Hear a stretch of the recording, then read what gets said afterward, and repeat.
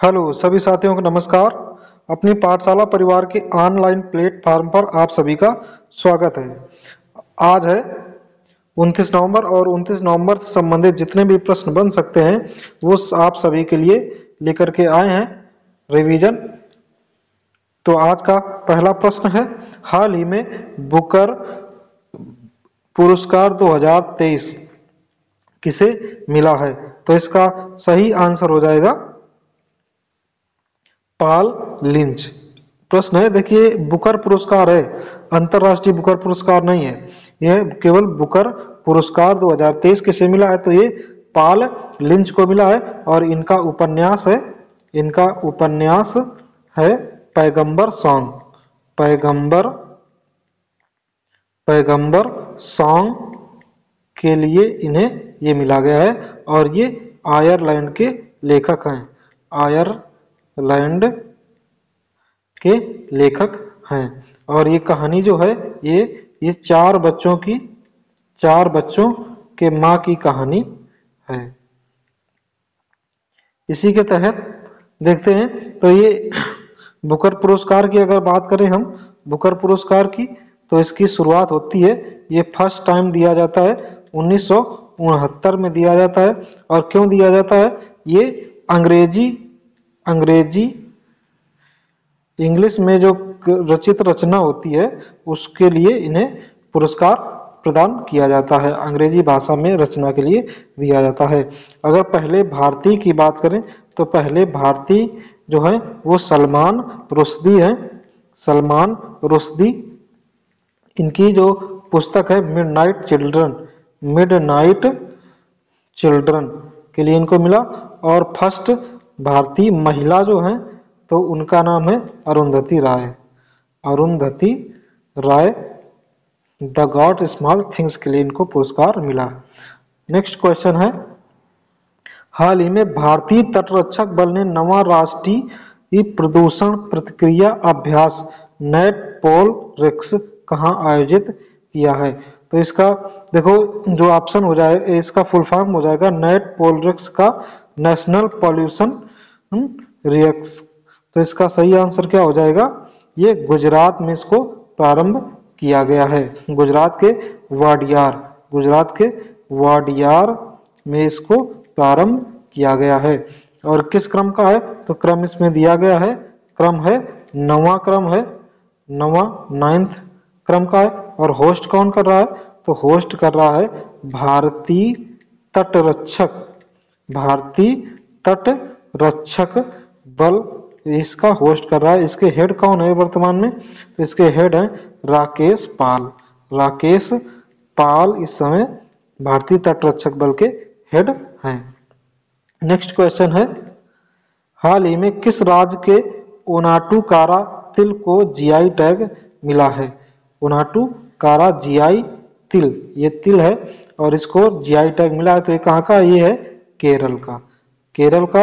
और क्यों में दिया गया है? ये जो तिल है ये स्वास्थ्य लाभ के लिए बहुत ही फायदेमंद है। स्वास्थ्य लाभ, विटामिन ई और एंटीऑक्सीडेंट इसमें पाया जाता है। बात कर लेते हैं जीआई टैग की। तो जीआई टैग की स्थापना जो होती है वो आर्टिकल अनुच्छेद 1999 एक्ट के तहत इसकी स्थापना होती है। मंत्रालय कौन सा है? मंत्रालय है मिनिस्ट्री ऑफ वाणिज्य के तहत है। और फर्स्ट जीआई टैग जो दिया गया था वो 2004 में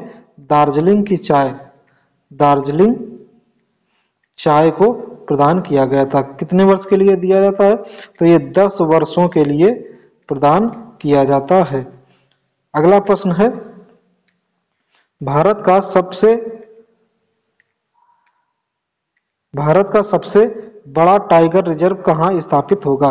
तो इसका सही आंसर हो जाएगा मध्य प्रदेश में स्थापित होगा। मध्य प्रदेश के दामोह में ये जिला है, यहाँ पर स्थापित होगा। टाइगर स्टेट किसे कहते हैं? तो टाइगर स्टेट भी एमपी को कहते हैं। अब इसमें क्या होगा, 2 ये टाइगर रिजर्व है, एक है नोरा देवी नोरा देही, नोरा देही टाइगर रिजर्व और दुर्गावती, दुर्गावती टाइगर रिजर्व या अभ्यारण्य, इनको मिलाकर के एक अभ्यारण्य बनाया जाएगा। इसको संयुक्त करने के लिए मंजूरी सरकार से मिल गई है। अभ्यारण्य और देख लेते हैं, सतपुड़ा, सतपुड़ा अभ्यारण्य हो गया, पन्ना हो गया, पन्ना टाइगर रिजर्व हो गया, कान्हा, कान्हा हो गया, बांधवगढ़ हो गया, बांधवगढ़ हो गया, पेंच हो गया, ये सभी कहाँ पर हैं? ये सभी मध्य प्रदेश में ही स्थित हैं। अगला प्रश्न है, भारत सरकार ने प्राकृतिक गैस बायोगैस सम्मिश्रण योजना को कब से अनिवार्य करने की घोषणा की है?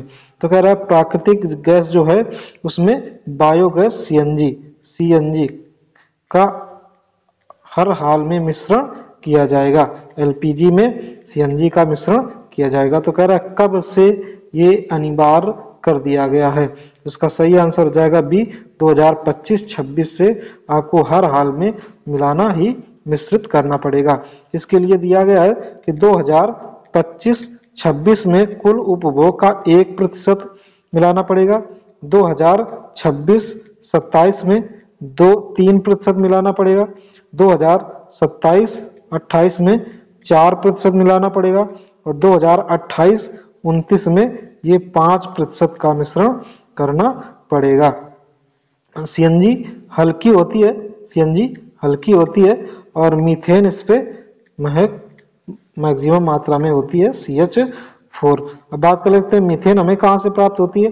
तो मीथेन दलदली स्थानों से प्राप्त होती है, धान के खेत से प्राप्त होती है और जो जानवर जुगाली करते हैं वहां से मीथेन प्राप्त होती है। नेक्स्ट क्वेश्चन है, हाल ही में विश्व का पहला सतत परिवहन दिवस 2023 कब मनाया गया है?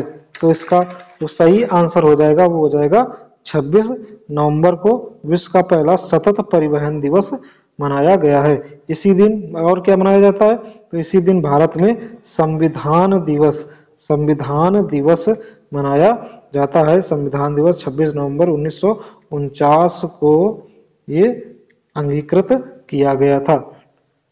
ये देखिए सतत परिवहन दिवस ये फर्स्ट टाइम पहली बार मनाया गया है, पहली बार मनाया गया है। इसकी थीम क्या है? तो इसकी थीम है सतत परिवहन, सतत परिवहन इसकी थीम है। और इसके तहत इसका उद्देश्य क्या है? तो इसका उद्देश्य है ग्रीन हाउस गैसों का प्रभाव कम करना ही उसका उद्देश्य है। अब ग्रीन हाउस गैस कौन सी है? जो गैसें जो है वातावरण का तापमान बढ़ाती हैं, वो गैसें कौन सी हैं? वो गैसें ग्रीन हाउस गैसें कहलाती हैं। अगला प्रश्न है, हाल ही में शिक्षा मंत्रालय ने किसके सहयोग से ऑनलाइन निःशुल्क कोचिंग प्लेटफॉर्म साथी लॉन्च किया है? तो इसका सही आंसर हो जाएगा IIT कानपुर के साथ इसको लॉन्च किया है, साथी प्लेटफॉर्म IIT कानपुर। इसमें क्या होगा कि 45 दिन का क्रैश कोर्स होगा, क्रैश कोर्स आयोजित किया जाएगा और ये फ्री ऑफ कॉस्ट दिया है, निःशुल्क, तो फ्री ऑफ कॉस्ट होगा और ये बच्चों के IIT और नीट JEE के लिए कोचिंग शुरू करी जाएगी। अगला प्रश्न है, खेलो इंडिया पैरा गेम्स 2023 के पहले संस्करण का शुभारंभ क्या होगा? तो भाई इसका शुभारंभ क्या होगा? इसका शुभारंभ होगा उज्ज्वला। तो उज्ज्वला ये गैस कनेक्शन वाला नहीं है, ये उज्ज्वला है गौरैया। उज्ज्वला क्या है? ये एक गौरैया है और ये किसी को क्यों रखा कि क्योंकि ये दिल्ली स्टेट का स्टेट बर्ड है, दिल्ली स्टेट का राज्य पक्षी है, इसलिए इसको शुभंकर बनाया गया है। तो अभी ये पहली बार आयोजित किया जा रहा है, खेलो इंडिया पैरा गेम्स का फर्स्ट टाइम आयोजन है और इसको होस्ट कौन कर रहा है? इसको होस्ट कर रहा है दिल्ली, मतलब नई दिल्ली में आयोजन होगा और इसमें कितने खेल होंगे? तो इसमें खेलों की संख्या 7 होगी। नेक्स्ट क्वेश्चन है, हाल ही में दोहा ISSF विश्व कप फाइनल में 25 मीटर रैपिड फायर में पदक जीतने वाले पहले भारतीय निशानेबाज कौन हैं? तो इसका सही आंसर हो जाएगा डी, अनीश भानवाला। अनीश भानवाला ने पहला भारतीय है जिसने कांस्य पदक जीता है। और इसमें गोल्ड किसने जीता है? तो गोल्ड जीता है पीटर, ये जर्मनी का खिलाड़ी है, उसने जीता है। इसमें शूटिंग का वर्ल्ड कप था और पहले भारतीय हैं जिन्होंने ये जीता है। और 25 मीटर एयर राइफल में ये खिताब जीता है। अगला प्रश्न है, हाल ही में उत्तर प्रदेश में कहां दूसरे फ्लोटिंग CNG स्टेशन का उद्घाटन किया गया है? तो भाई इसका सही आंसर क्या हो जाएगा? तो सही आंसर हो जाएगा वाराणसी। देखिए यहाँ पर एक ही दिन 2 किए गए हैं। फर्स्ट हो जाएगा नमो घाट पर उद्घाटन किया गया और दूसरा हो जाएगा सेकंड जो है वो है रविदास घाट पर इसका उद्घाटन किया गया है। ठीक, और इसमें सहयोगी कौन होगा? तो इसका संचालन कौन करेगा? Gas authority of India limited GAIL इसका संचालन करेगा। इसी के साथ साथियों, ये करंट अफेयर से संबंधित जो क्वेश्चन बन रहे थे वो सभी आपके लिए लेकर के आए। आशा करते हैं वीडियो पसंद आया होगा, तो वीडियो को लाइक करें, चैनल पर नए हैं तो चैनल को सब्सक्राइब करें। मिलते हैं अगली वीडियो में, तब तक सभी साथियों को जय हिंद।